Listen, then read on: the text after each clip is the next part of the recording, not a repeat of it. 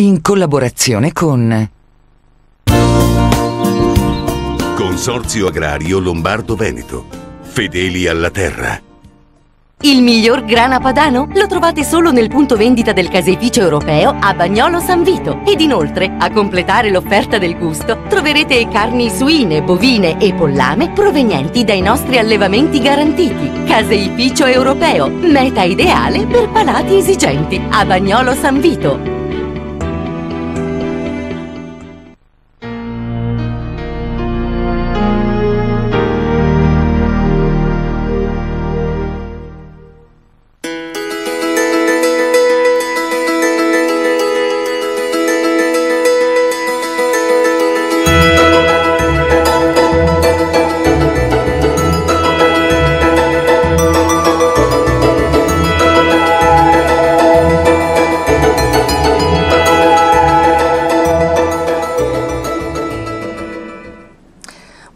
Buonasera e ben ritrovati a questo nuovo appuntamento con Confini oltre l'agricoltura. Oggi scopriamo insieme a che punto è la produzione bieticolo-saccarifera nel Mantovano. Qualche segno di ripresa a quanto pare c'è, merito forse dei bieticoltori che dopo la chiusura degli impianti nel 2006 hanno intrapreso un nuovo percorso, vale a dire l'impiego della barbabietola anche per la trasformazione di energia. Ne parleremo oggi con i nostri ospiti in studio. Abbiamo Gabriele Lanfredi, vicepresidente del Consorzio Nazionale Bieticoltori, grazie per essere qui, e Giovanni Bellettato, responsabile ANB, Associazione Nazionale Bieticoltori, settore tecnico e comunicazione, se non sbaglio, giusto Bellettato? Certo. Ottimo. Bene, noi partiamo come sempre dal nostro servizio di copertina, sentiamo quali sono le previsioni per questo 2012 dal punto di vista della produzione bieticola. Il periodo di semina è già iniziato, sostenuto dagli effetti positivi che potrebbe avere in tempi brevi l'accordo sottoscritto la scorsa estate da Eridania e dalle principali associazioni bieticole. Ecco che cosa prevede allora questo accordo e quali sono le possibili conseguenze. Andiamo a vedere. Dopo l'ondata di maltempo delle scorse settimane, le favorevoli condizioni climatiche hanno permesso la ripresa a pieno ritmo delle semine primaverili delle barbabietole da zucchero nei bacini del nord Italia. Dai primi dati a disposizione si registra qui un incremento della contrattazione tra il 30 e il 40% rispetto allo scorso anno. Un dato positivo per l'Associazione Nazionale Bieticoltori, che fa tirare un sospiro di sollievo anche agli agricoltori mantovani dopo un lungo periodo di crisi. La produzione a livello provinciale aveva toccato nel 2011 il più basso investimento degli ultimi decenni, attestandosi sui 2.200 ettari circa, dopo i 4.500 degli ultimi anni e gli oltre 10.000 di un decennio fa. All'origine del tracollo, secondo l'Associazione Provinciale Bieticoltori, il mancato contributo che lo Stato avrebbe dovuto versare a sostegno del comparto per gli anni 2009-2010 per un importo complessivo di 86 milioni di euro. Dunque, con l'inizio del nuovo anno, il settore bieticolo-saccarifero torna a farsi redditizio, merito della firma avvenuta alla fine di luglio tra la Eridania Sadam e le principali associazioni bieticole di un accordo interprofessionale per la campagna 2012-2013 che configura possibili integrazioni alle quotazioni. In altre parole, secondo quanto previsto dall'accordo, nei prossimi mesi aumenterà il prezzo offerto da Eridania ai bieticoltori sottoscrittori dei contratti di fornitura. Mentre per la campagna 2011-2012 il prezzo si era attestato oltre i 45 euro a tonnellata, per la prossima il prezzo stabilito grazie al nuovo accordo sarà di 50 euro a tonnellata. Non solo, il protocollo prevede infatti fra l'altro anche l'aumento del prezzo industriale da 29,29 euro a 38,10 e la valorizzazione delle barbabietole surpressate negli impianti a biogas gestiti dalle associazioni del comparto.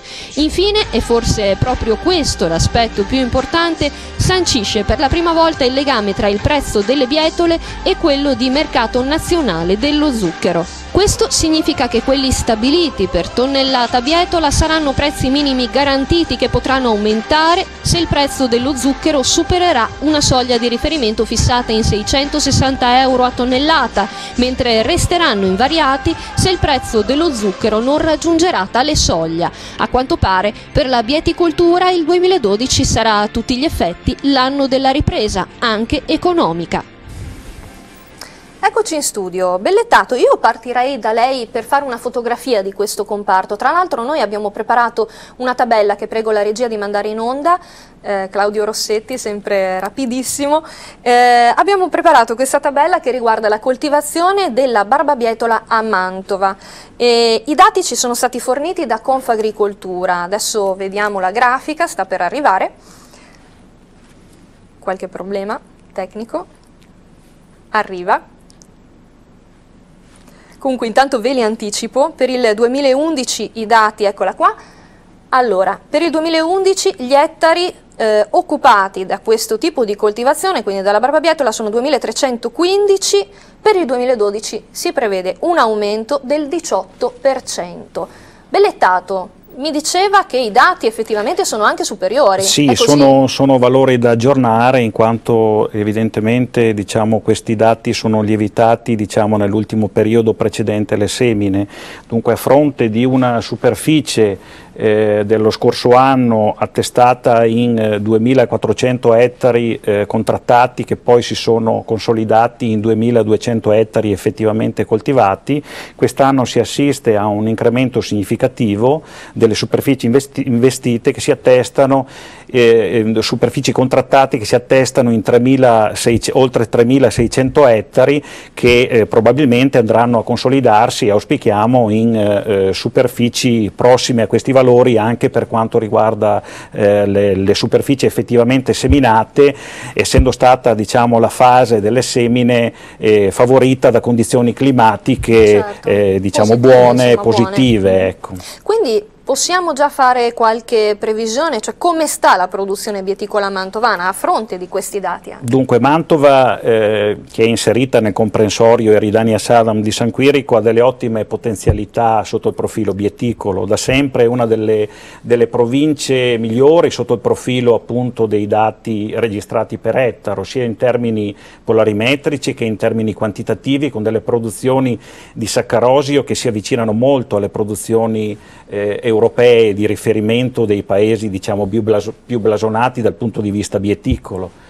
Nella scorsa annata, che è stata un'annata positiva, ma non sicuramente vantaggiosa dal punto di vista di tutte le condizioni climatiche, abbiamo comunque consolidato delle produzioni superiori a 9,5 tonnellate di saccarosio per ettaro, con dei valori che sono dati da produzioni quantitative sull'ordine dei 580 quintali per ettaro, con livelli di polarizzazione superiori a 16 gradi, e quindi dei livelli di produzione lorda vendibile di sicuro interesse pari a circa 2.600 euro. Questo relativamente al dato 2011. Per il 2012, in considerazione dell'aumento della valorizzazione della barbabietola da zucchero, che è stato precedentemente citato nel servizio, che vede appunto un valore minimo di riferimento pari a 50 euro a tonnellata, sicuramente ci possono essere delle premesse migliorative anche sotto il profilo della produzione lorda vendibile e quindi del reddito per il bieticoltore. Possiamo porci come obiettivo sicuramente raggiungibile per la maggior parte delle aziende del contesto mantovano una produzione lorda vendibile sull'ordine dei 3.000 euro per ettaro. Bellettato, la interrompo per chiederle un chiarimento. Stiamo parlando dell'aumento del prezzo delle bietole, è questo? Esattamente, in quanto a seguito della sottoscrizione dell'accordo che risale ancora a luglio dello scorso anno, un accordo che è stato voluto in anticipo sia dalla parte agricola che anche dalla parte industriale, proprio per riuscire a dare ai bieticoltori l'opportunità di programmare le proprie scelte con sufficiente anticipo, assicurando un livello di remunerazione che forse è all'altezza delle aspettative. I 50 euro a tonnellata sono sicuramente, tonnellata bietole, sono sicuramente un'opportunità. Ecco, ricordiamo che il prezzo precedente era di 45,10, quindi insomma questo aumento è notevole ed è vantaggioso. È un aumento ovviamente sicuramente importante, c'è da dire che questi valori sono comprensivi di tutte le componenti di valorizzazione della barbabietola da zucchero che sono date dalla componente industriale, dall'articolo 68 e dalla valorizzazione della spettanza delle polpe sorpressate di cui si sono fatte carico le associazioni bieticole. Poi ne parleremo perché c'è anche un altro aspetto importante che è quello della trasformazione di energia. Lanfredi, come funziona il sistema di produzione italiano? Cioè, se non sbaglio c'è un sistema di quote? Sì, la produzione di zucchero è regolamentata da un regolamento comunitario, la famosa OCM Zucchero, Organizzazione Comune di Mercato, che regola il modo in cui i paesi della comunità producono lo zucchero.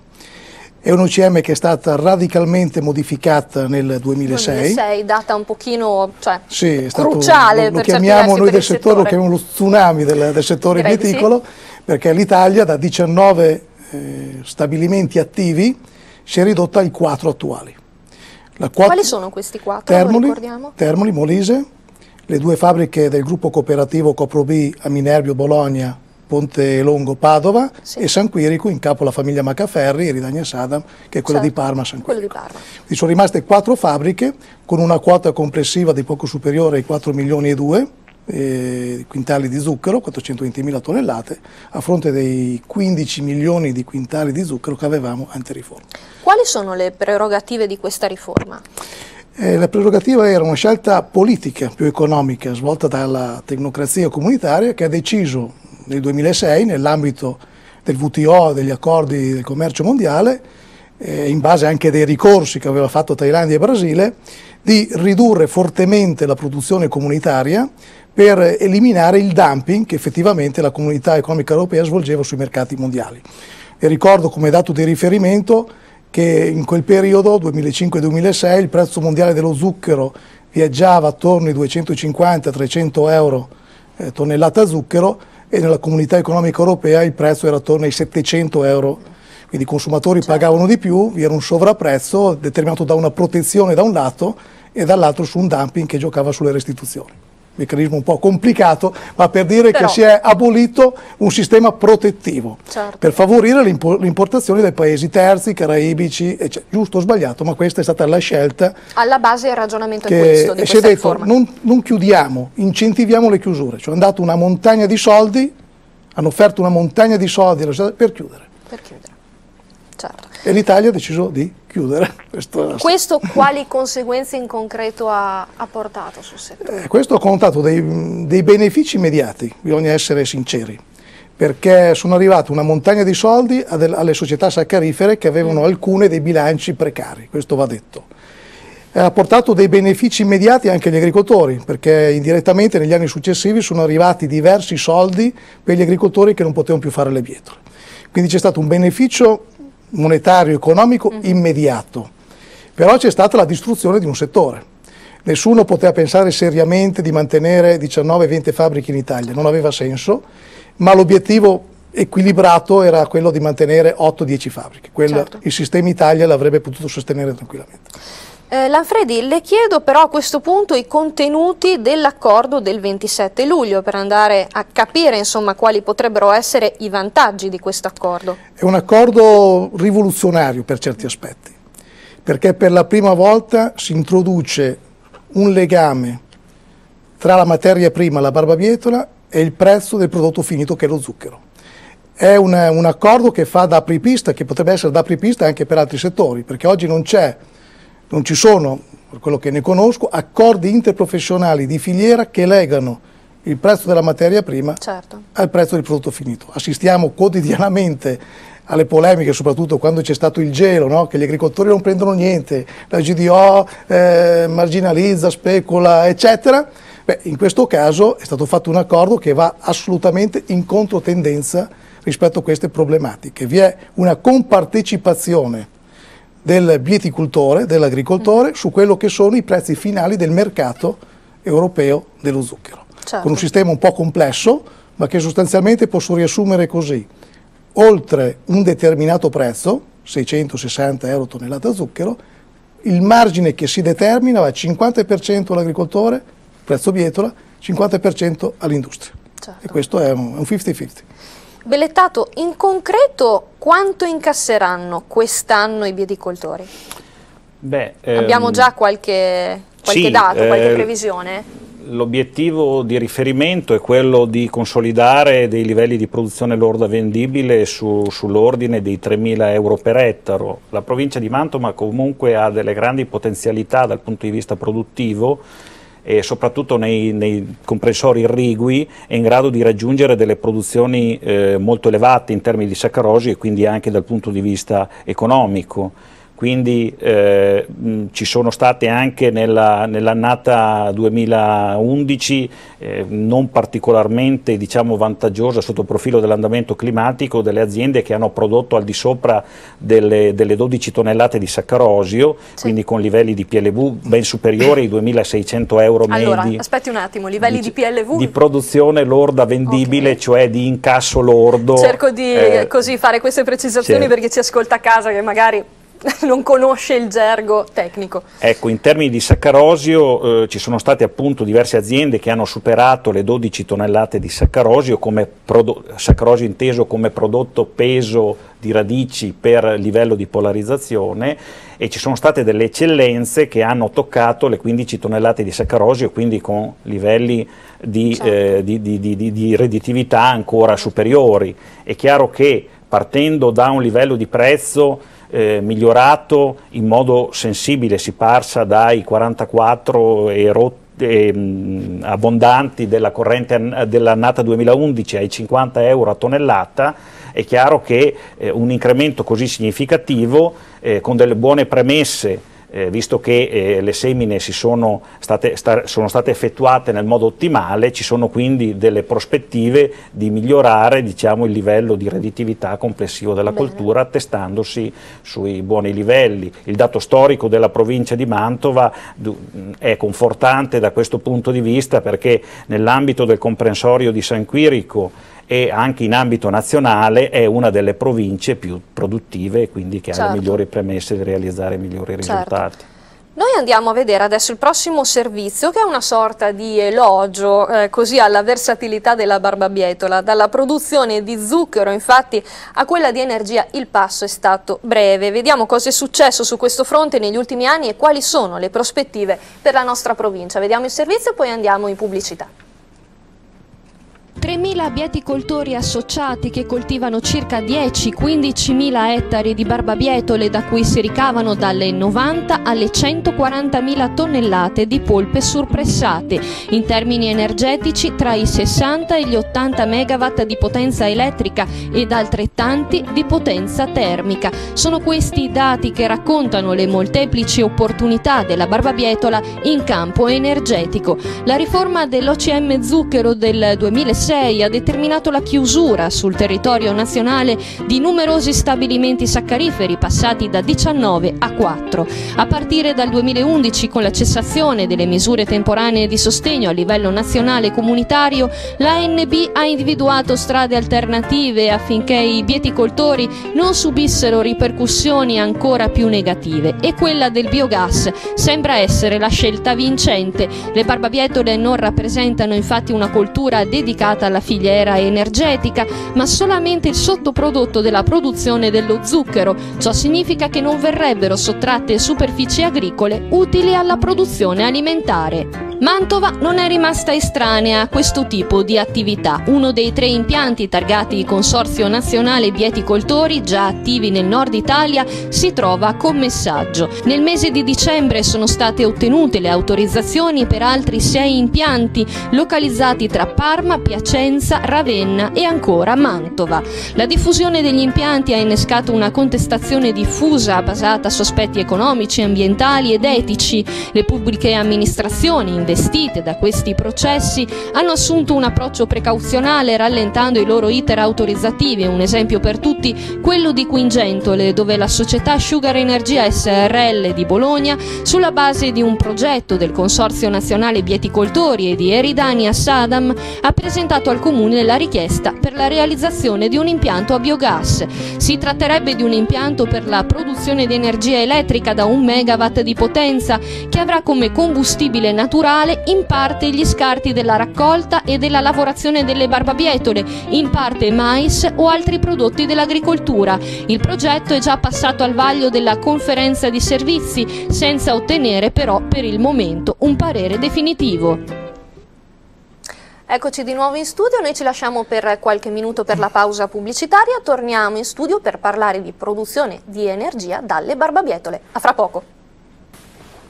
Eccoci di nuovo in studio, stiamo parlando di produzione bieticola, quindi protagonista la barbabietola, e parliamo in particolare adesso di energia. Lanfredi, per la produzione bieticola si apre una nuova prospettiva, un nuovo percorso, che è quello del biogas, con un vantaggio importante, mi sembra di capire. Praticamente non c'è sottrazione di terreno agricolo, perché di fatto si va ad utilizzare la barbabietola, quindi le polpe sorpressate vengono utilizzate poi per la trasformazione di energia attraverso impianti a biogas. È così come funziona? Sì, è un progetto che è nato 3 anni fa, è nato da una necessità. Il prezzo delle bietole per fortuna oggi è alto perché il prezzo dello zucchero mondiale è alto, ma se il prezzo dello zucchero fosse stato quello previsto dai tecnocrati comunitari nel 2006 sarebbe circa la metà di quello attuale. Quindi noi ci siamo dati da fare per integrare il prezzo delle bietole base, quello che poteva essere. Certo. E ci siamo inventati, in base alla direttiva comunitaria sulle rinnovabili, eccetera, la trasformazione di quello che avevamo. Quello che avevamo sono i sottoprodotti dei nostri raccolti, certo, fondamentalmente le foglie, colletti, le polpe suppressate. Ci siamo inventati la loro trasformazione in impianti di biogas di proprietà dei viticoltori, proprietà dei viticoltori, e il valore aggiunto di questa trasformazione trasferirlo sul prezzo delle bietole.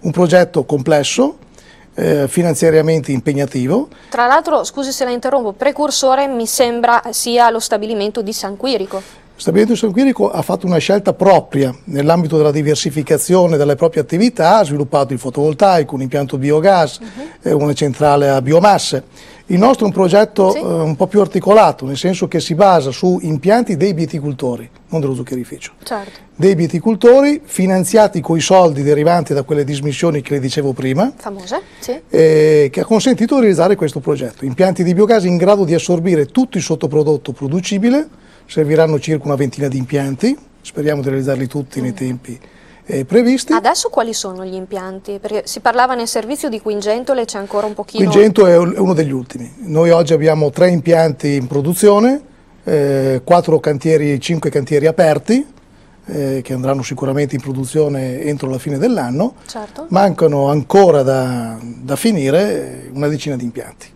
per assorbire tutta... Sul territorio mantovano stiamo parlando? Sul bacino dello zuccherificio. Okay. All'interno di questi 20 impianti che servono attorno al bacino, nella provincia di Mantova ne sono stati previsti 4, di cui uno in produzione, e 2 Asola e Casalmoro che hanno appena aperto i cantieri, diciamo così, e l'ultimo quello di Quingentole che attendiamo in grazia. La questione resta aperta. L'autorizzazione. C'è stata una prima conferenza di servizi, sono state chieste documentazioni integrativa, ma il Comune ha detto che è un progetto ineccepibile. Chi fa osservazioni è Italia Nostra, ma senza entrare nello specifico. Questi progetti in realtà, a differenza di tanti altri impianti come leggiamo sulle stampe locali, non hanno dato adito a particolari problemi, proteste o quant'altro. Tutto sommato noi abbiamo 4 impianti, ma come avete visto non hanno dato a comitati, perché sono progetti virtuosi. Certo, anche perché lo ricordiamo, cioè il presupposto è andare ad utilizzare, come diceva lei prima, tra l'altro un sottoprodotto della produzione delle barbabietole, nel senso che si va volgarmente a sfruttare la polpa già pressata, già utilizzata, e la si fa convergere sull'impianto a biogas, e quindi insomma non c'è sottrazione di terreno agricolo, che era un pochino l'aspetto più contestato da chi va contro anche questo questa cosa della sottrazione, sinceramente, la provincia di Mantova nel 2005 scusi, aveva 11.000 ettari, ci sono seminati circa 11.000 ettari, se non mi ricordo male. Oggi, in un anno di ripresa, ne abbiamo 4.000. Speriamo di arrivare a 6.000 ettari. Significa che in 5 anni 6 sono spariti 6.000 ettari che erano destinati alle coltivazioni bieticole. Se io metto insieme non solo i nostri 4 impianti, ma i 60 impianti che probabilmente andranno in funzione a regime nella provincia di Mantova, a 200 ettari per impianto, Rispetto solo alle bietole sparite, lei capisce bene che parliamo di niente. Quindi questa storia della sottrazione è di fatto un falso problema. È un falso problema. Certo, vanno condannati e ridotti a politiche speculative, cioè soggetti finanziari, industriali che niente a che fare con l'agricoltura, che vengono, prendono terreni in affitto, li strapagano, questi sono sicuramente distorsivi. Ma l'azienda agricola che deve gestire il suo liquame zootecnico, che è un problema ambientale, e lo risolve col biogas, le associazioni bieticole che integrano e mantengono lo zuccherificio, quel poco che è rimasto, con questo sforzo enorme, questi sono progetti assolutamente da promuovere e valorizzare. Assolutamente. Noi passiamo adesso ad un'altra tematica che è il prezzo dello zucchero, e lo zucchero non è mai stato così amaro, a dirlo sono i mercati che continuano a registrare un aumento dei prezzi al consumo. Intanto Confagricoltura chiede un ritorno, forse lo vedremo insieme ai nostri esperti, alla produzione, perché a quanto pare comunque la domanda dai mercati esteri continua a crescere. Andiamo a sentire. Scende il tasso di inflazione ma aumentano i prezzi dei beni di prima necessità. Sono i dati delle stime provvisorie dell'Istat per il mese di gennaio che indicano un passaggio dell'inflazione dal 3,3 di dicembre al 3,2 di gennaio. I prezzi hanno invece registrato un aumento dello 0,3% su base mensile e del 4,2% rispetto al gennaio del 2011. A pesare maggiormente sul carrello della spesa il rincaro dei carburanti, aumentati del 17,4% su base annua e del 4,9% su base mensile. Tra i beni alimentari sono caffè e zucchero le due voci più significative. A gennaio i prezzi dei due beni di consumo hanno avuto vere e proprie impennate. Il caffè costava in media a gennaio il 16,5% in più dell'anno precedente. Per lo zucchero la percentuale di aumento è stata del 15,9%. In generale un carrello della spesa a tipo pesa sulle famiglie italiane il 4,2% in più.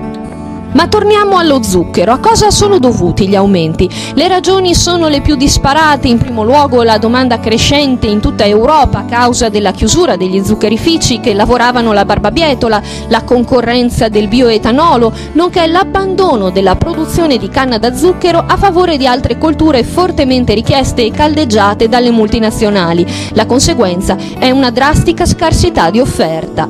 Per contro cresce il business dello zucchero in Estremo Oriente, trainato dall'aumento della popolazione e dei redditi. In particolare sale la domanda proveniente da Cina e Indonesia, lo sottolinea un recente rapporto di Confagricoltura. Storicamente la prospettiva di forti oscillazioni dei prezzi è stata spesso di ostacolo agli investimenti, ma prosegue il rapporto, l'evoluzione dei mercati dei coprodotti e l'energia verde a base di zucchero permette di attutire l'impatto della volatilità delle quotazioni, facendo crescere la competizione per il commercio dello zucchero nell'area del Pacifico asiatico.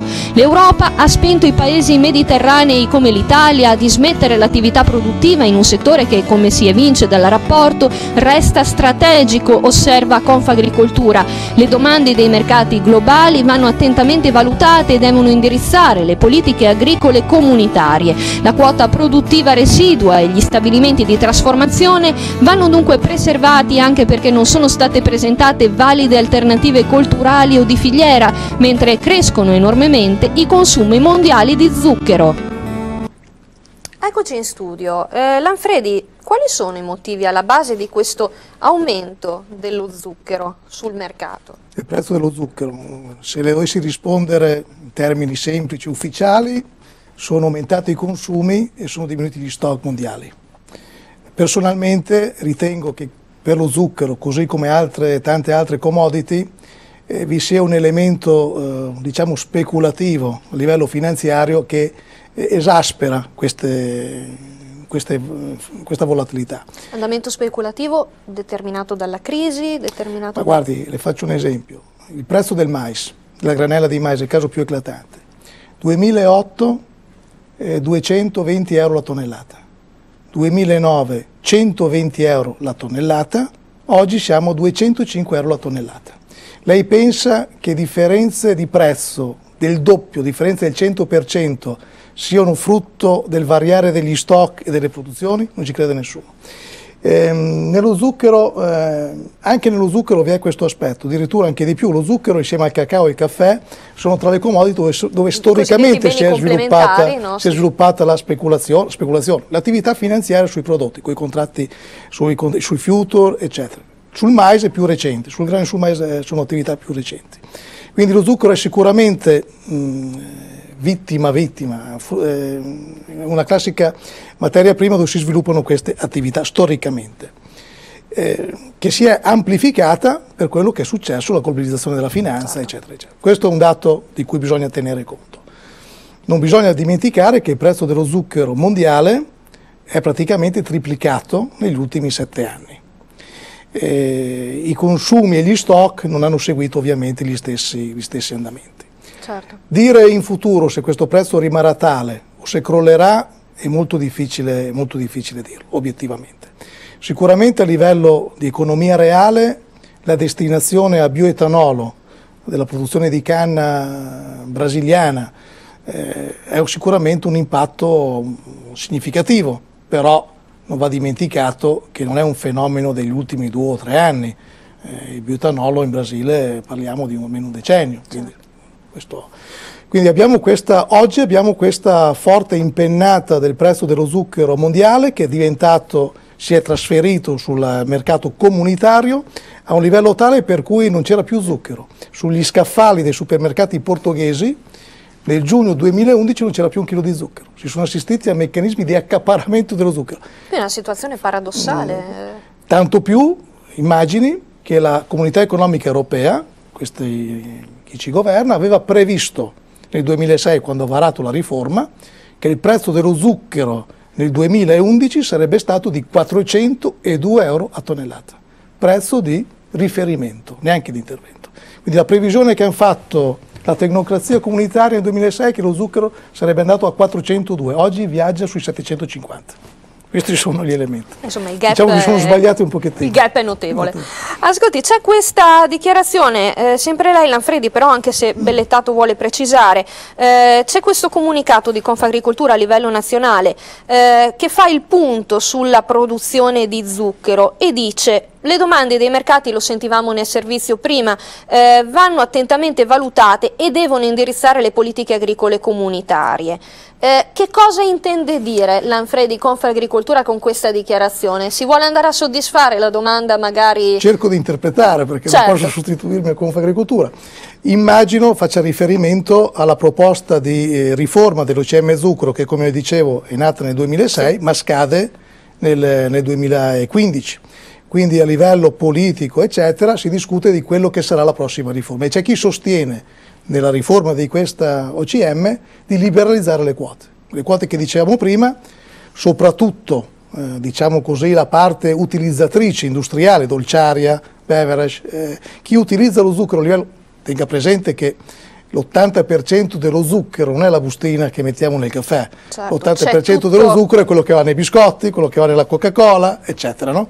E quindi queste grosse multinazionali, perché parliamo di questo, vogliono avere la massima liberalizzazione in questo comparto. Quindi dicono aboliamo le quote. Quindi a livello politico c'è questa pressione della lobby degli utilizzatori industriali dello zucchero e c'è una lobby, chiamiamola così, agricola di tutti i paesi, per la verità oggi trasversale, dalla Francia, la Germania e l'Italia, che sostiene invece il mantenimento delle quote perché questo preserva una struttura industriale. Tenga conto che uno zuccherificio, meglio, quando ho un mulino che macina la farina, se non ho più il grano, chiudo, no? Importo la farina da un altro paese.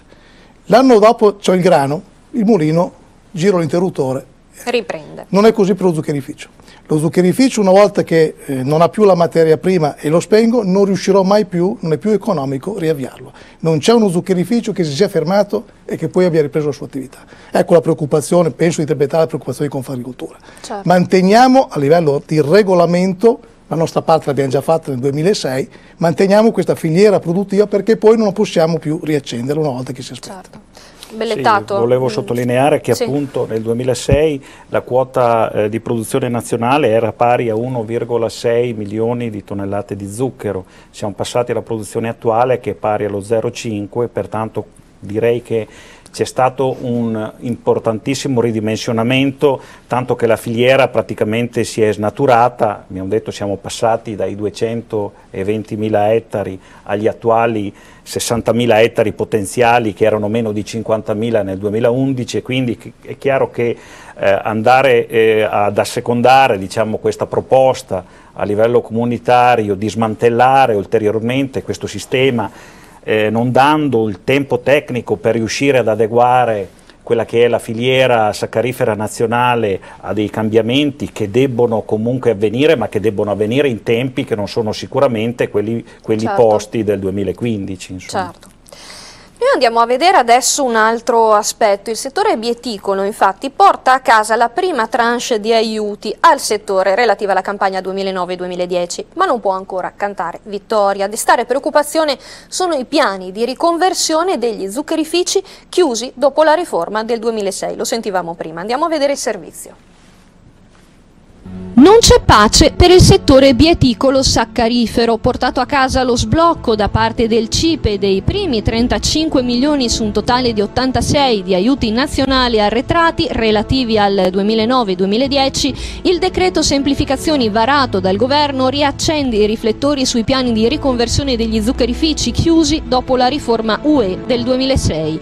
Per accelerare i tempi di attuazione dei progetti in forte ritardo per i veti incrociati di alcune regioni, enti e associazioni locali, il Comitato Interministeriale per gli interventi urgenti nel settore si deve infatti rimettere subito al lavoro per sbloccare la situazione e attuare gli accordi definiti in sede regionale. Con la pubblicazione sulla Gazzetta Ufficiale del 9 febbraio è diventata infatti operativa la norma che attribuisce ai progetti di riconversione nel settore bieticolo saccarifero carattere di rilevanza nazionale anche ai fini della definizione e del perfezionamento delle autorizzazioni.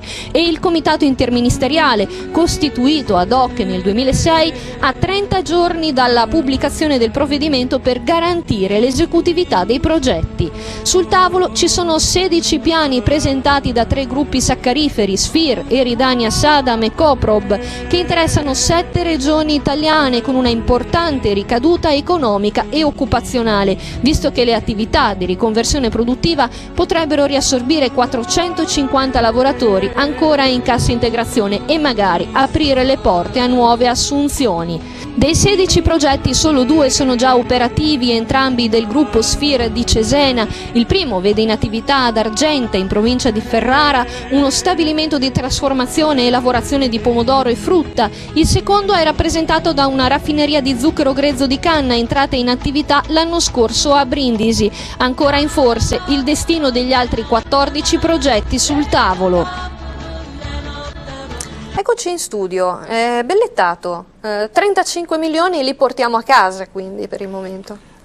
Ci auguriamo sia la volta buona, anche perché insomma abbiamo anche noi contribuito a fare delle dichiarazioni, diciamo, positive, ottimistiche relativamente alla precedente erogazione di questi soldi che spettano ai bieticoltori. Sono nel pieno diritto dei bieticoltori, in quanto sono la contropartita a questa scellerata riforma che ha portato, diciamo, allo stravolgimento di quello che è il settore bieticolo saccarifero italiano. Sono 35 su 86. Sono 35 milioni su 86, in quanto sono stati stanziati esclusiva per adesso, e ci auguriamo che ci sia un completamento sollecito. Sono relativi alle spettanze dei bieticoltori relativamente agli aiuti nazionali non erogati relativamente all'annata 2009. Dopo l'introduzione dell'OCM zucchero sono state concesse delle specifiche misure di sostegno al reddito che servivano per assorbire, diciamo, l'impatto, diciamo, dell'introduzione della nuova OCM con i cambiamenti relativamente alla valorizzazione delle bietole, e queste misure di sostegno, aiuti comunitari, aiuti nazionali, appunto, sono stati concessi per un periodo di 5 anni, certo. Mentre gli aiuti comunitari sono puntualmente arrivati, gli aiuti nazionali invece non sono stati erogati relativamente alle annate 2009-2010. Ci auguriamo che attraverso, diciamo, dei passaggi burocratici che debbono ancora compiersi, l'erogazione a livello delle aziende sia sia effettivamente imminente. Insomma, aziende mantovane coinvolte, interessate? Sì, da questi... sono tutti produttori di barbabietola da zucchero. Indicativamente quanti sono? Sono tutti produttori a livello provinciale, certo. Pertanto c'è da sottolineare che non solo i destinatari di questi aiuti non sono solo i viticoltori, ma è anche l'industria saccarifera che deve percepire una parte di queste misure di sostegno. In termini economici si tratta di 4 euro a tonnellata riferito al 16 di polarizzazione, che rappresenta circa un 10% del valore complessivo del prodotto, quindi lo dobbiamo intendere come una parte o addirittura l'intero reddito nell'esercizio della coltura, quindi è qualche cosa che spetta di diritto ai viticoltori. In termini relativi a una valorizzazione per ettaro siamo sull'ordine dei 200-250 euro per certo. ettaro per anno. Certo. Bene, noi ci lasciamo per un'altra brevissima pausa pubblicitaria, torniamo in studio per le conclusioni del dibattito. A fra poco, restate con noi. Eccoci di nuovo in studio, ben ritrovati. Stiamo parlando della produzione di barbabietola da zucchero nel Mantovano e allora arriviamo alle conclusioni di questo dibattito con i nostri due ospiti in studio. Parto da lei, Lanfredi, che cosa ci si può attendere per questo 2012? Il 2012 per noi è l'anno del rilancio. Dopo la crisi profonda dell'anno scorso, quest'anno con quasi il raddoppio praticamente delle superfici lo riteniamo un trampolino di lancio. È un risultato eccezionale, tenuto conto che la cultura maggiormente competitiva, il mais, veleggia sopra i 200 euro la tonnellata. Quindi il fatto di essere riusciti a raddoppiare le semine delle bietole significa che siamo sulla strada giusta e gli agricoltori ci hanno dato fiducia. Questo è quindi scusi, l'elemento di ottimismo che informa il nostro agire in questi mesi per il prossimo anno. Insomma, comunque un ottimismo fondato a quanto sì, pare. Il prezzo dello zucchero speriamo che ci possa dare una mano e che le autorizzazioni degli impianti di biogas siano veloci, che ci consentono di fare il nostro lavoro. Certo, bellettato. Siamo fiduciosi che grazie al prezzo, grazie a buone premesse, grazie all'ottima potenzialità, diciamo, dei comprensori bieticoli attuali e del comprensorio della provincia di Mantova in particolare, siamo fiduciosi di arrivare a dei risultati importanti dal punto di vista produttivo e quindi anche dal punto di vista economico. Per quanto riguarda le prospettive è importante riuscire a consolidare questa filiera, un'industria che deve produrre sempre meglio per cercare anche di remunerare al meglio quella che era la materia prima, che è appunto la barbabietola da zucchero. Da parte dei viticoltori ci deve essere uno sforzo a produrre sempre meglio e a cercare di... Forse anche a credere in questo tipo di coltivazione. Crediamo che ci sia stata una buona iniezione di fiducia, perché questi problemi legati alla mancata erogazione degli aiuti nazionali, questi rallentamenti, questi ritardi hanno creato molto malcontento e hanno disilluso e allontanato molti viticoltori dalla coltura. Siamo fiduciosi che attraverso, diciamo, questa serie di passaggi si possa riuscire a consolidare una filiera che è importante dal punto di vista economico, dal punto di vista produttivo e anche dal punto di vista agronomico, rappresentando la barbabietola da zucchero una coltura miglioratrice che è in grado di dare dei grandi benefici anche alle colture in successione, oltre che per riuscire ad assicurare dei livelli di reddito decisamente superiori rispetto alle altre colture di pieno campo. Poi abbiamo sentito, insomma, c'è anche questa nuova strada che è quella determinata dall'utilizzo degli impianti a biogas attraverso proprio le polpe utilizzate, sorpressate delle barbabietole, quindi insomma mi sembra che le prospettive ci sono tutte in termini positivi, insomma.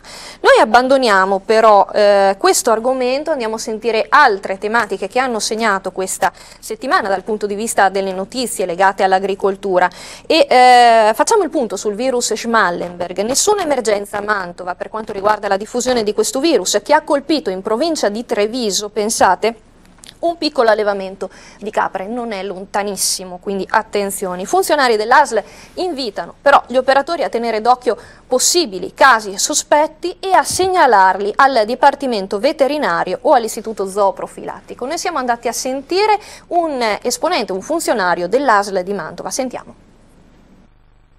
Lo scorso 20 febbraio il Ministero della Salute ha confermato il primo caso italiano di virus Schmallenberg. La malattia è stata diagnosticata in un piccolo allevamento rurale composto da 6 animali della specie caprina e da un capo bovino da carne. L'attività di controllo delle malattie infettive non è una novità per il servizio veterinario dell'ASL, che effettua da alcuni anni monitoraggi con catture di insetti. Presso i laboratori dell'Istituto Zooprofilattico gli stessi vengono identificati e sottoposti a ricerche per alcune malattie infettive degli animali, come la Blue Tongue e la West Nile Disease. La situazione a Mantova è più che tranquilla, noi abbiamo fatto anche dei controlli negli allevamenti che hanno introdotto bovini dai paesi del nord Europa che sono stati ultimamente colpiti, per verificare che non sia stata introdotta anche la malattia. Il Ministero della Salute invita allevatori e operatori del settore zootecnico a comunicare al Dipartimento Veterinario dell'ASL o all'Istituto Zooprofilattico eventuali casi sospetti colpiti da febbre, inappetenza e sensibile diminuzione della produzione di latte, oppure aborti o nascite di capi con gravi anomalie e malformazioni. L'attenzione degli allevatori, come sempre, deve esserci quando, nel caso in cui si verificassero dei sintomi che possono essere considerati legati a questa malattia, è sempre consigliabile consultare il veterinario dell'ASL. Uno per tutti, il distretto di Mantova, si può fare lo 0376 33 45 05, il quale risponde per il territorio di Mantova, oppure c'è il centralino dell'ASL. Si possono trovare comunque tutti i numeri sul sito internet dell'ASL. Ecco, preciso, in collegamento telefonico c'era Vincenzo Traldi dell'area sanità animale dell'ASL di Mantova. Avete sentito tutti i riferimenti per contattare ovviamente l'ASL nel caso in cui dovesse esserci un caso sospetto, però lo ricordiamo, ovviamente l'emergenza su Mantova in questo momento non c'è. Tra l'altro si parlava anche in studio, si diceva ma l'importante è che non si diffonda l'uomo. Per ora ovviamente questo rischio non c'è. Lanfredi, ma sulla barbabietola c'è qualche rischio? No, non abbiamo nessun rischio. Avete qualche virus? No, assolutamente. I patogeni che colpiscono la barbabietola sono patogeni vegetali, ovviamente, tutti conosciuti, controllati, dove la genetica ha sviluppato, senza utilizzare le mutazioni genetiche, è riuscita con la ricerca tradizionale a promuovere varietà tolleranti a queste malattie, con la ricerca tradizionale. Quindi insomma, la barbabietola è sanissima ed è sotto controllo. Siamo sotto controllo. Ottimo. Attraverso una buona pratica agronomica sicuramente certo. Non ci sono problemi da questo punto di vista. Ottimo. Bene, noi continuiamo con i nostri servizi, ne avevamo parlato qualche puntata fa di confini, torniamo a parlare però del ruolo della donna, in occasione è stata celebrata la scorsa settimana la festa dell'8 marzo, la festa della donna, e allora vogliamo ricordare quanto è importante l'apporto delle donne in agricoltura. Lo facciamo con il prossimo servizio che riassume i dati delle imprese in rosa a livello nazionale e provinciale. Continua a crescere la percentuale delle donne attive in agricoltura. Secondo l'associazione Donne in Campo della CIA, le aziende agricole condotte da donne sono 538.000 su tutto il territorio nazionale. Le agricoltrici moderne non solo coltivano i campi, ma si orientano verso i settori più innovativi, il biologico, le produzioni di nicchia DOP e IGP, la vitivinicoltura, e aprono le porte delle loro aziende non soltanto ai turisti, ma anche alle scolaresche, ai disabili e agli anziani. Tutti i servizi all'avanguardia, spiega Morena Torelli, presidente provinciale di Donne in Campo, che contribuiscono a far arrivare al 35% il contributo delle donne al valore aggiunto complessivo dell'agricoltura, che si aggira intorno ai 26 miliardi di euro. Di questi, ben 9,1 miliardi sono rosa. L'agricoltura è, insieme al commercio, il settore produttivo dove il tasso di femminilizzazione è più elevato. Le donne in agricoltura, secondo la CIA hanno un profilo ben preciso, fanno innovazione, hanno forti aspettative professionali, hanno un tasso di scolarizzazione alto, prediligono la dimensione aziendale micro e resistono meglio dei colleghi uomini alle fluttuazioni del mercato, una tendenza confermata anche da Coldiretti. Sono 1358 le aziende agricole gestite da donne, secondo l'associazione. Si tratta del 26% sul totale, un dato che continua a crescere mese dopo mese. L'età media delle imprenditrici varia dai 40 ai 60 anni, tuttavia un buon numero di giovani donne si sta avvicinando alla realtà agricola grazie alle opportunità fornite dalla multifunzionalità. Naturalmente l'approccio all'agricoltura è più fantasioso rispetto a quello degli uomini e l'obiettivo non è solo economico ma ha orizzonti più ampi. La sostenibilità, il valore della terra, l'ecosistema, una nuova consapevolezza ma anche la divulgazione del Made in Italy e una maggiore attenzione per la sicurezza alimentare. Eccoci in studio, ma nel comparto vostro le donne ce ne sono? Purtroppo molto poche, ahimè. Ho avuto tante volte la tentazione di cambiare mestiere per questo motivo, ma purtroppo bellettato. È vero? Mancano le donne? Sì, insomma, ci sono delle imprenditrici agricole che producono bietole, però insomma penso che rispecchi la rappresentanza media del settore agricolo. Beh, insomma, allora speriamo che il 2012, oltre a così rappresentare una nuova partenza per il settore, porti anche delle leve, insomma, delle leve donne, ecco. Bene, noi passiamo alla nostra consueta rubrica Flash Agricoltura, che raccoglie tutte le ultime notizie della settimana che riguardano il settore primario. Andiamo a sentire. Un nuovo modello distributivo per tagliare le intermediazioni e creare un filo diretto tra agricoltori e consumatori. È questo il nuovo progetto promosso da Coldiretti. La rete commerciale ha oggi al suo attivo circa 6.000 punti vendita gestiti dagli agricoltori tra mercati, aziende, botteghe, ristoranti e orti urbani. In pochi anni nei circa 900 mercati degli agricoltori sono stati coinvolti più di 20.000 produttori e sono spuntati 3.500 nuovi posti di lavoro. I mercati agricoli sono presenti su tutto il territorio, anche se la parte del leone la fa il nord, dove si concentra oltre il 50% delle strutture. Ammontano 620.000 euro i fondi destinati alle province lombarde nell'ambito di un piano di riparto per la misura 132 del programma di sviluppo rurale che incentiva la partecipazione degli agricoltori ai sistemi di qualità alimentare. Per le aziende agricole che si impegnano a rispettare per 5 anni i disciplinari di produzione dei sistemi di qualità a cui aderiscono, il contributo regionale garantisce la copertura totale dei costi che derivano dall'attività di controllo dell'ente certificatore. A Mantova le risorse assegnate ammontano a 39.796 euro. L'Italia rischia un nuovo splafonamento. A lanciare l'allarme il Ministero per le politiche agricole, che sulla base delle consegne effettuate dai produttori italiani di latte vaccino fino a tutto il mese di dicembre 2011 segnala la fondata possibilità di un superamento complessivo della quota di produzione totale assegnata all'Italia dall'Unione Europea per la campagna 2011-2012. È necessario, fa sapere il MIPAF, che tutti limitino al massimo la produzione e la commercializzazione per evitare il superamento della quota nazionale.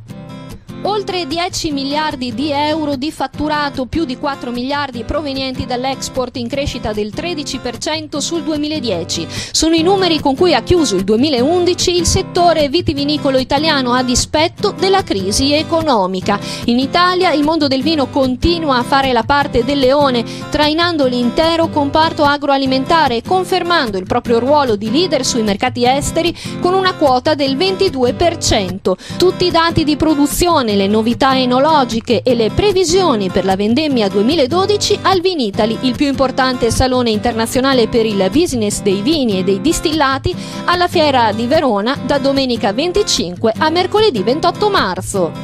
Successo per la prima giornata della meccanizzazione agricola ideata da Davide Lorenzi del Collegio degli Agrotecnici di Mantova e sposata da Pima Mantova e Confai, Enama, New Holland, Macchine Agricole Domani, Anga Lombardia, ma anche da Provincia e Camera di Commercio di Mantova, Regione Lombardia e Comune di Gazzoldo, Calv e Cooperativa La Sanfermese. Fari puntati sulla meccanica di precisione e sulle opportunità post diploma offerte nel comparto del contoterzismo. Esprime preoccupazione Fedagri Conf Cooperative Lombardia in merito all'attuazione della direttiva UE 120/2008 in materia di benessere animale per il settore suinicolo. L'applicazione della direttiva comporterà costi che supereranno i 700 euro per capo suino allevato, costi ritenuti proibitivi per gli allevatori. Almeno un terzo degli allevamenti lombardi, secondo Fedagri, non saranno in grado di sostenere questo livello di costi, rischiando verosimilmente di chiudere. L'associazione fa appello a misure tempestive che permettano un'applicazione graduale della direttiva.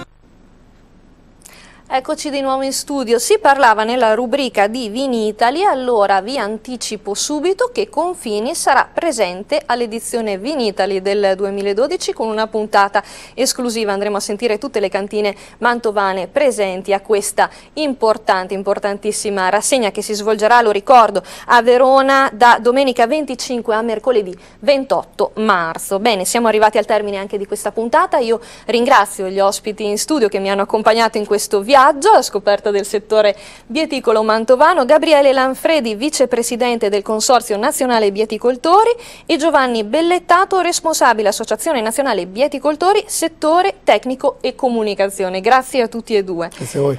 Io ovviamente ringrazio la mia regia, Claudio Rossetti, e vi ricordo che potete continuare a seguirci sulla nostra pagina Facebook, Confini, oltre l'agricoltura Mantova TV. Ovviamente lasciate i vostri commenti, le vostre domande, perché no anche le vostre critiche, e vi ricordo ovviamente che potete continuare a seguirci. L'appuntamento è a lunedì prossimo alle 14:30 e alle 21:10 sempre su Mantova TV. Grazie per averci seguito, buon proseguimento di serata.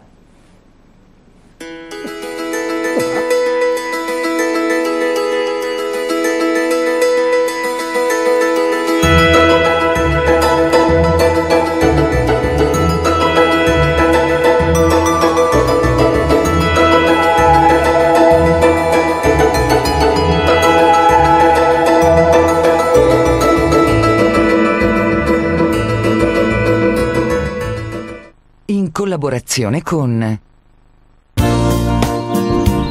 Consorzio Agrario Lombardo-Veneto. Fedeli alla terra. Il miglior grana padano lo trovate solo nel punto vendita del caseificio europeo a Bagnolo San Vito. Ed inoltre, a completare l'offerta del gusto, troverete carni suine, bovine e pollame provenienti dai nostri allevamenti garantiti. Caseificio europeo, meta ideale per palati esigenti, a Bagnolo San Vito.